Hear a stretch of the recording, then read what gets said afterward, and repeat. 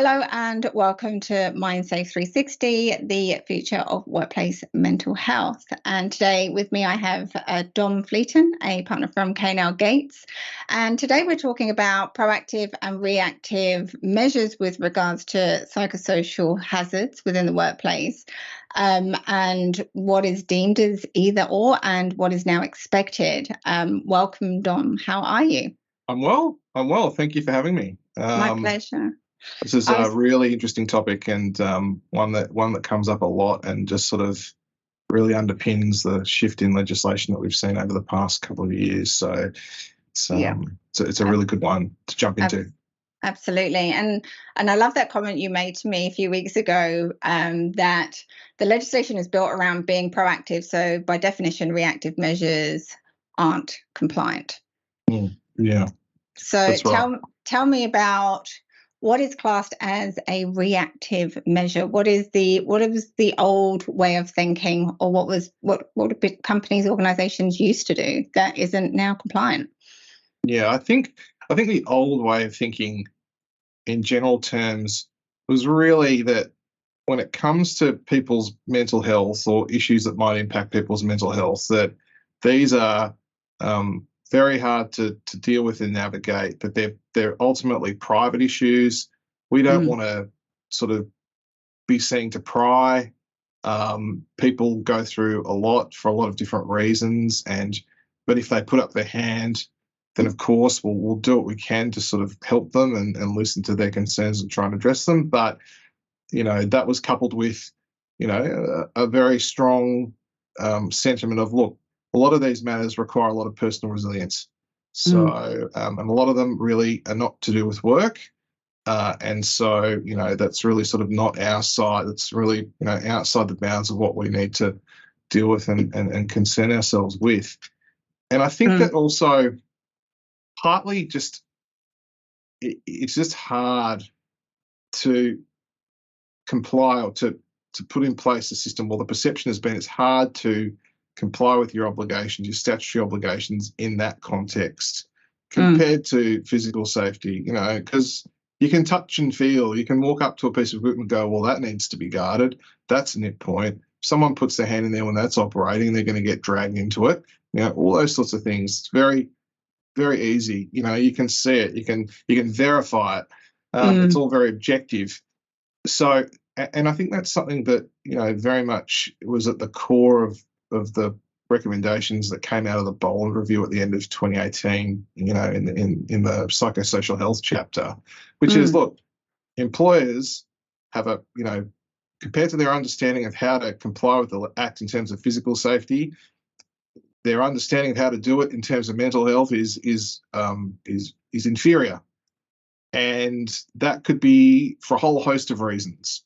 It could be because, well, there's not an inclination to really get involved because of that, that attitude of, well, it's private.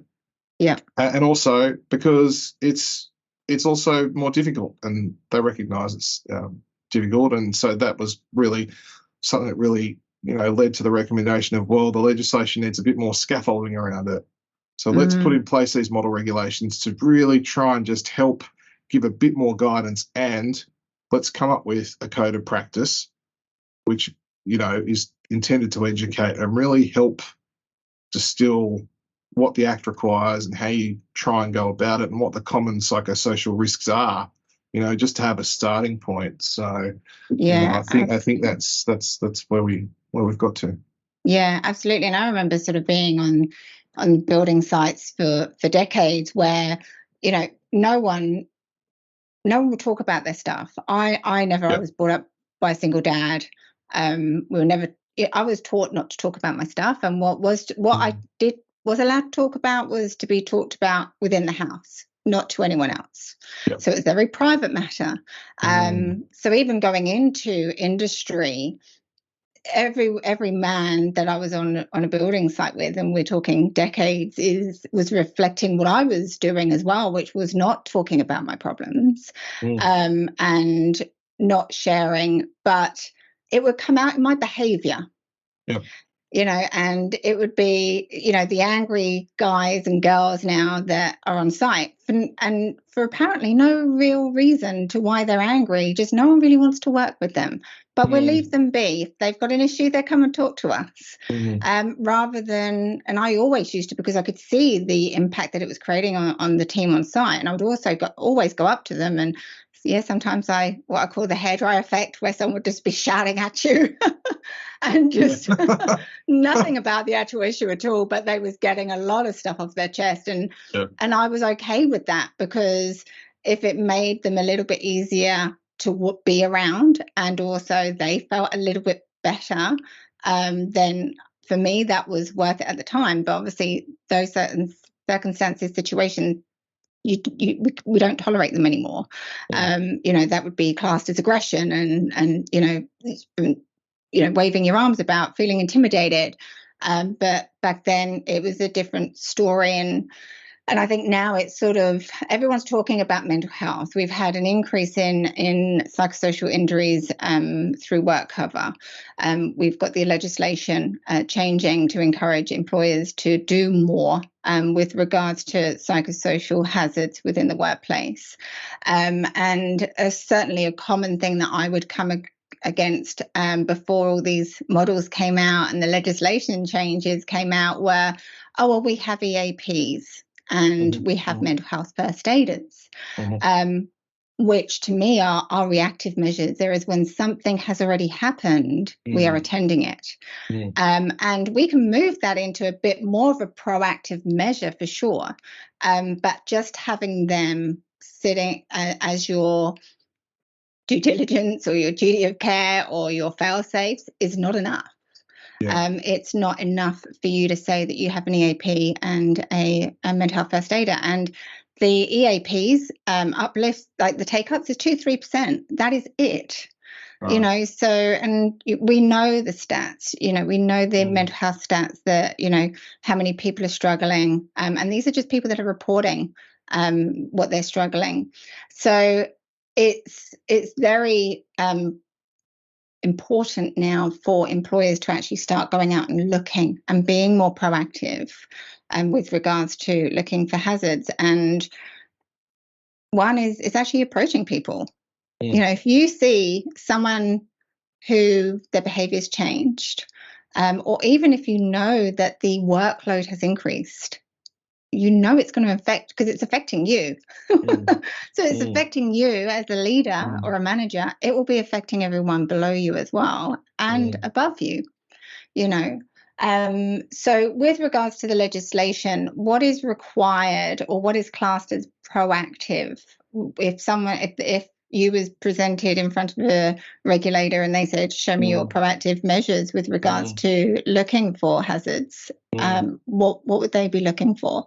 Yeah, they're looking for a systemic approach to trying to identify and then weed out. And if you can't weed them out, then mitigate risks to people's psychosocial health. So they want to see that you've upfront had a run at trying to identify what those hazards are in your business, and what you have identified as being reasonably practical to do about them.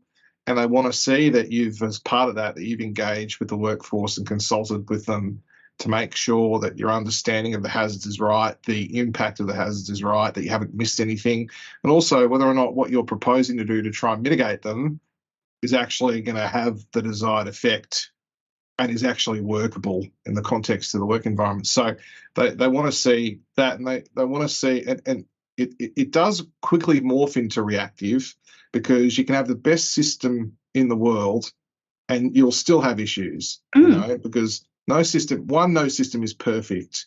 Two, things can arise with the best of intention. We just haven't picked something up, or it's a new issue that's arisen, because we're doing this new activity, or it's because of a certain person's work situation or the specific circumstances of their engagement or relationships, in a team, for example, new people coming in, other people going out, all of that. So, but, part of that it's reactive when you're having to deal with that. But there is a quasi-proactive element to it, which is, and it feeds back into your system, which is, well, how do we know what to look for in terms of red flags?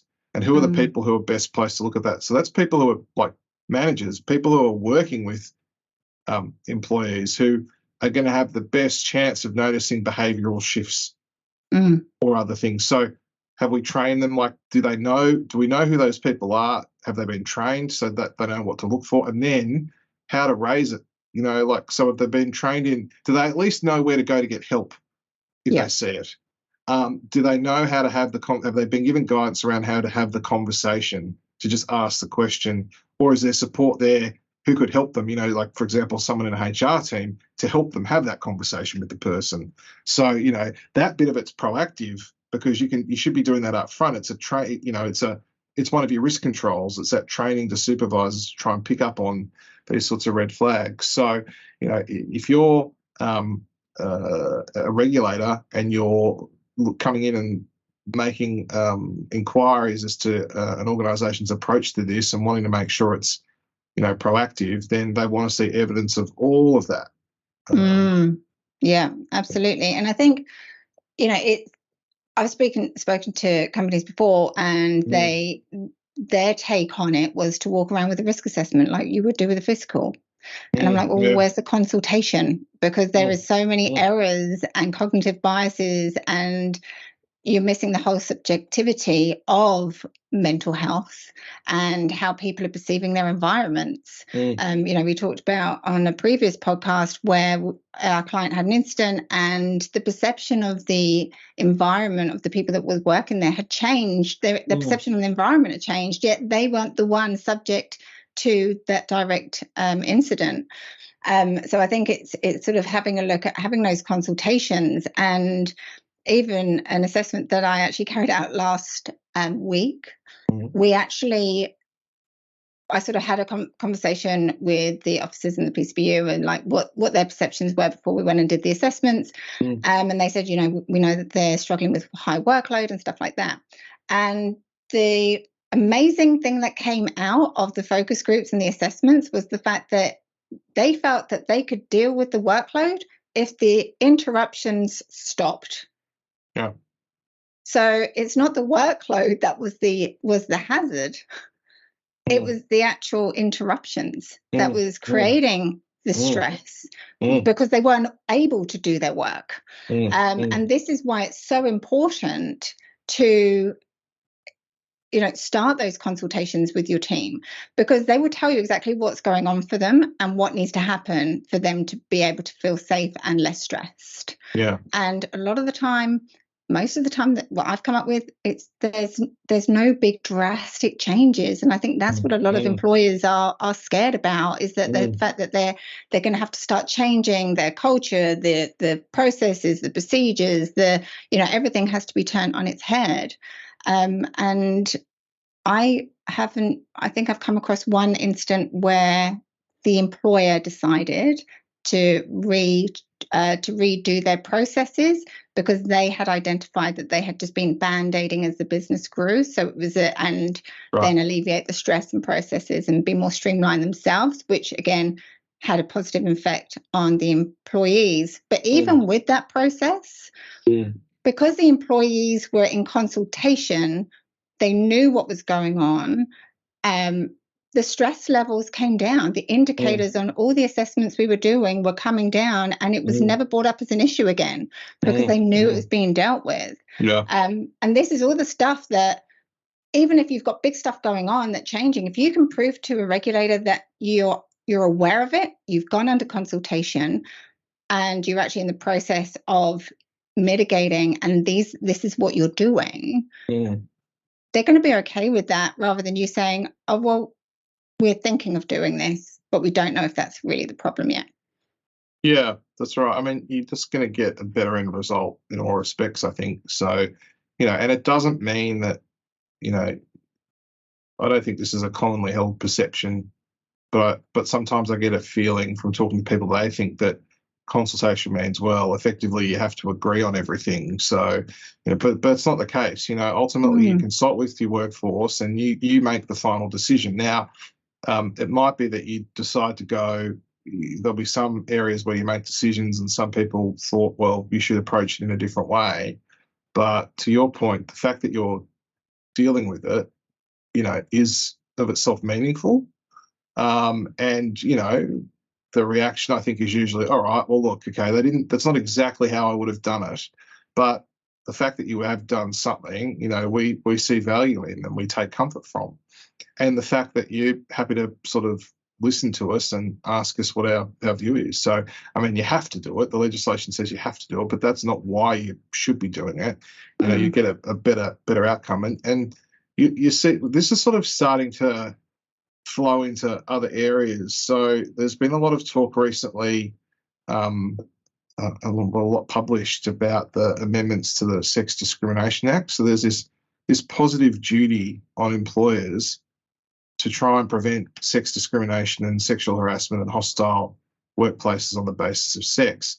And that obligation is about taking reasonable and proportionate measures to eliminate that sort of conduct. So again, you have to be like, and you read through all the material that's published, what stands out? Well, the word proactive appears constantly because that's what it is. It's like we can't deal with these issues in a reactive way anymore. The instances of sexual harassment, based on all the surveys that are done, are still astonishingly high. And we've said this is unacceptable for a long period of time. So we have to get more proactive about it. So, it's the same mindset. So, and again, you should be talking to your workforce about what you're doing in that regard as well, because sex discrimination and sexual harassment are of themselves safe. They're broader than safety issues, but they're safety issues. Yeah. So what are we doing about that? And how are people feeling like they're in an unsafe working environment because of that sort of behaviour? What would make them feel more comfortable, etc.? So again, just increasing that level of engagement is gonna produce better outcomes. Yeah, absolutely. And even sort of the other beauty that I find especially when we're doing focus groups, you have a lot of especially when people have been in a company for a long time, their perception of that company is old. So they sort of, but it's just a boys' club. That's why they do it. I'm Switzerland. So I challenge that thought process, especially when, I'm working in these companies and I know especially that is not their intention at all, and they'd be mortified. Yeah. And it's challenging their thought processes. Where did you come from that? What evidence do you have to prove that? What else is possible? And because I'm Switzerland, I'm not the company and I'm not one of the employees. I can challenge that in a very safe place and get them to a different understanding that they've actually got evidence to support now. Yeah. So where they feel, I don't feel it's a safe working environment. Tell me why. And uncovering why that and sometimes it is their own thought processes that they've bought that's old, that doesn't even stand up. And it's beautiful for me to see these light bulb moments when they're actually, I can do that. Yes, you can do that. And that's okay. Because that also gives them that voice, that safe place to express themselves, and also onboard new information that they perceive as being Switzerland and not biased. So consultations are amazing in so many different ways. And I think, like you said, a lot of employers are shy from doing it because they feel that they will be put into a corner, that they have to do what people are saying.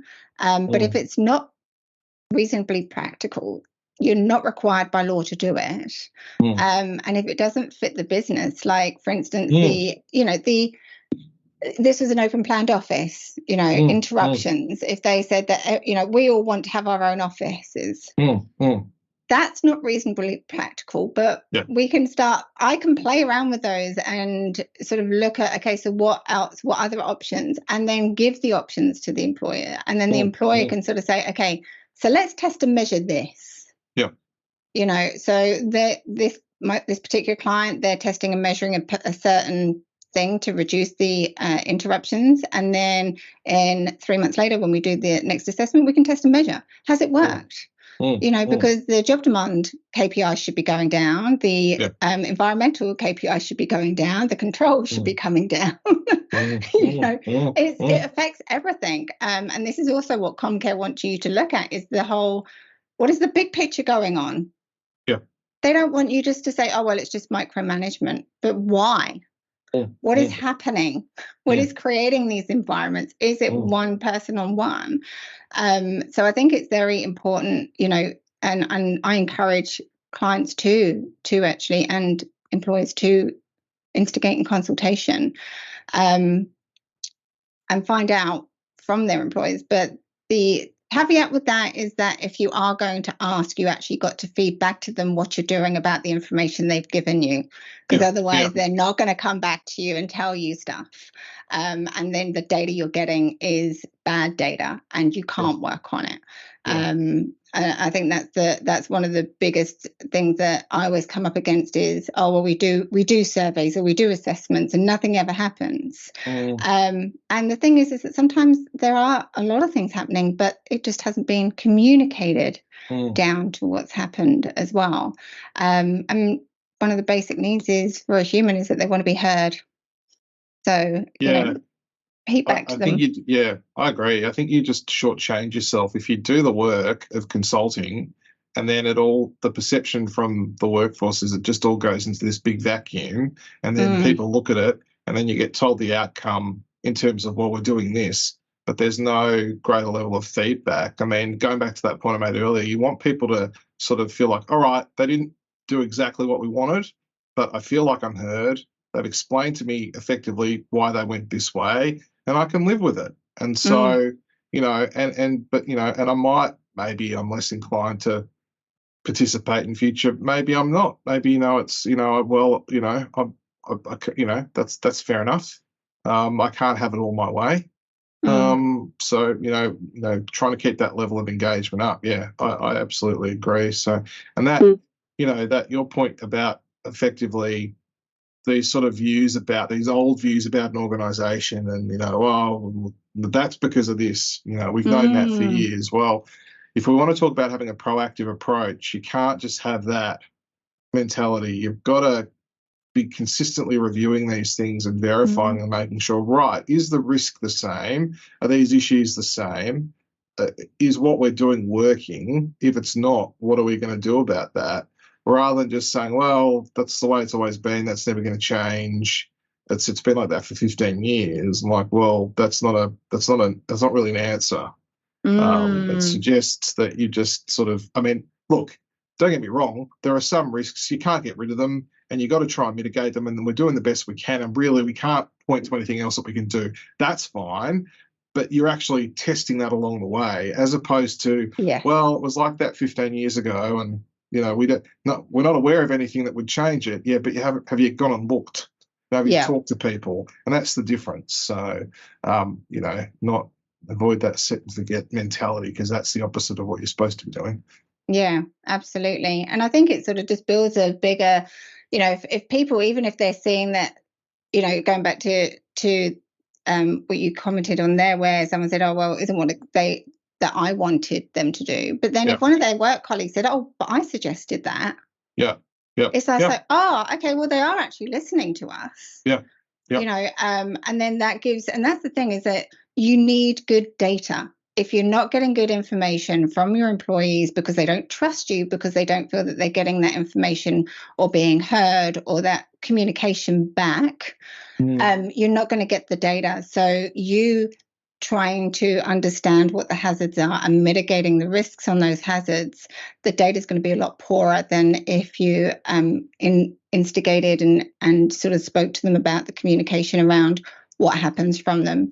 And we see this a lot when we're carrying out the first assessments. That's why I always do the focus group. So I stand in front of them all and talk to them, and they realise, oh, okay, they are serious about this, and this is what's going to happen. And then I help the employer to go through the communication. You need to tell them this. This is why it happens. And we look at the psychological thing of, improving it, because just by being felt that they've been heard is a massive bonus for employers.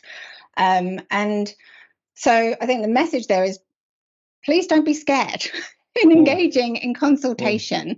And I think the other pushback I get is, well, it just turns into a big mothers meeting. Whether it's men, women, whoever, it just comes into a big session of what's wrong with the organization. Right. But you get a good facilitator that identifies what the issues are for the demographic you're actually talking to. They can cut down and cut through all of that. I do it on, with blue collars, and you can see the terror on the leaders first of all, and you're going to sit down with them all and do what? I'm going to talk to them, But it's lovely because they actually feel heard. It's specific to them. It's contextual to them. Yep. And also they're giving you feedback on this particular on a particular job that we did. It came back that the indicators were high, KPIs were on job demand, but it was actually low job demand for some of the employees on the actual building site. Right. But that sort of came out through the consultations. But they also came up with suggestions on what they need. And, there's so many, I can go on from a psychological point of view of why it's important for men to feel that they have a purpose and how low job demand affects them as a human, because they don't feel that they have a purpose, that they, what's the point of being here and bored? It feeds into their psyche really badly. So to address low job demand is so important as well. But I'm going to stop there because otherwise I'll be on my little on my little footstool talking about it all day. It's a topic for another day. Absolutely, another without podcast. A doubt. Yeah. So I think the key takeaways, Dom, from this one is to have your mental health first aiders, your EAPs. Go out.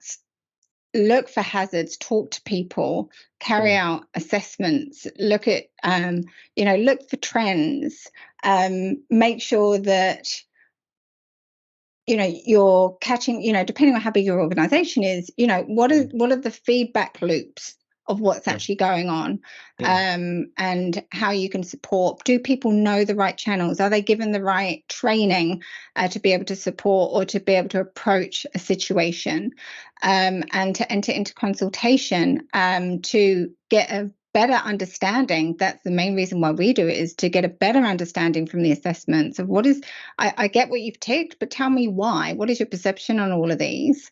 And then to be able to come up with some solutions as well, and not be scared.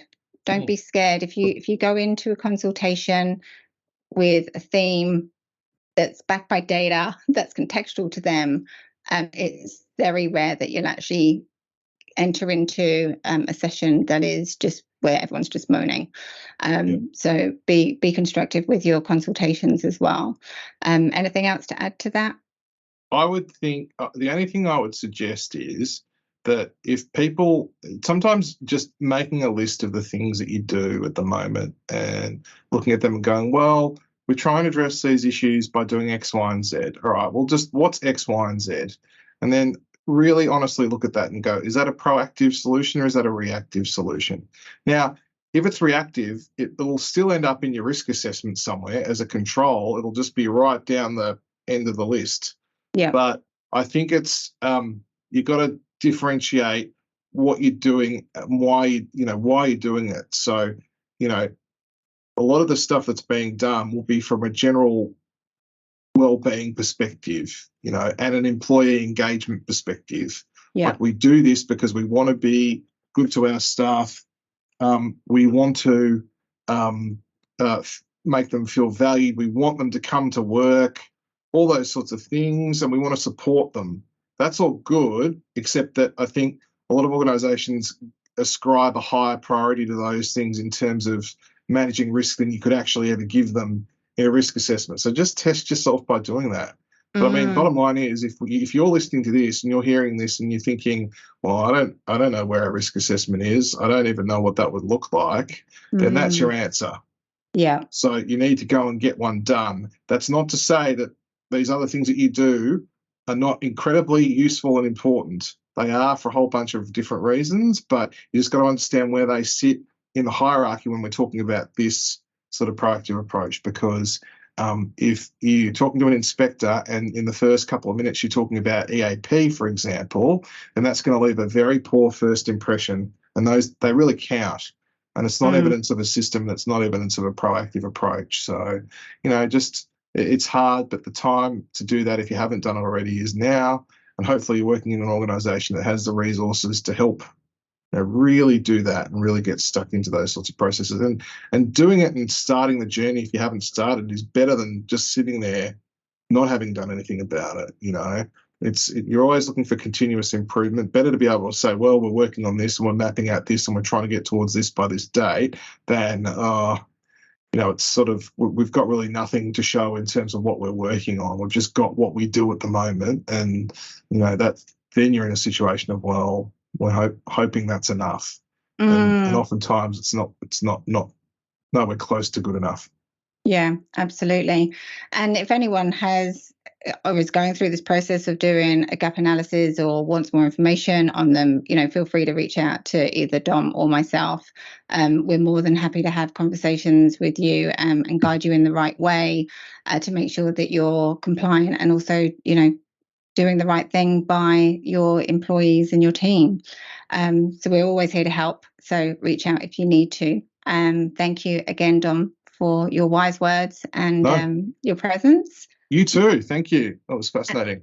Yeah, absolutely. We could. The thing is that both of us could talk about this one all day. Yeah, that's right. So we better cut it off now, or we will. So absolutely. It was a great. Well, discussion. thank you everyone for listening, and till the next time, take care.